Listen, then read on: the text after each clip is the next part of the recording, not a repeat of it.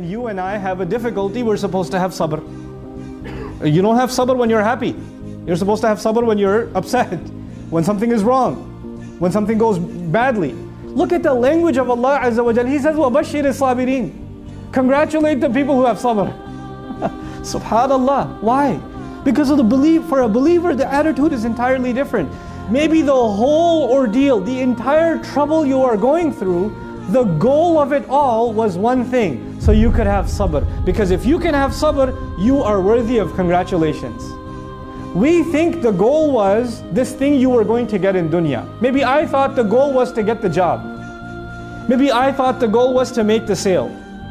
But maybe to Allah, the real goal is you were going to learn sabr. That's a bigger goal than anything else. Subhanallah. And if you got that goal, you should be congratulated. Everything you get in this life is then a gift. It's not something you earned, it's a gift. So when you don't have it, then you realize, well, it wasn't mine anyway. It wasn't mine anyway.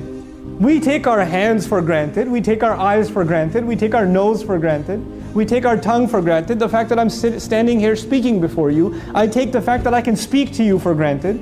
But this tongue, it doesn't belong to me. I didn't pay for it. It belongs to Allah. So when it starts stuttering, inna lillah, inna lillah.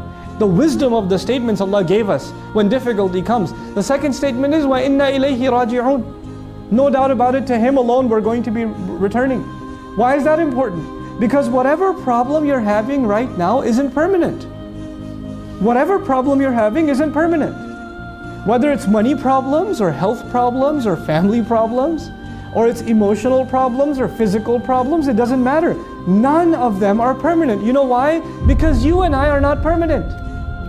Recap of everything. First of all, the first thing when difficulty happens, train your tongue, train your heart. Inna lillahi wa inna ilayhi raji'un. That's number one.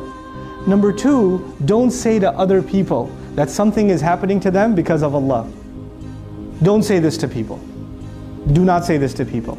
If you want to say that to people, before you think of anyone else, think about yourself. You don't get to decide something happened from the ghaib, something happened from Allah, and you don't get to decide why did Allah do this, that He didn't offer His explanation to you. You don't have that license. And when it comes to ourselves, we have to make the distinction between things that are out of our hands, you can't control them, then we say inna lillahi wa inna ilayhi raji'un. And the things that are within our control, we have to take our own responsibility. We have to acknowledge the fact that we were the ones who messed up. We were the ones who should have done better. This is as a result of our own misbehavior. May Allah Azza wa Jal make us of those who pass all of these tests and are meeting with Him with light in our chests and light coming out of our right hands on the Day of Judgment.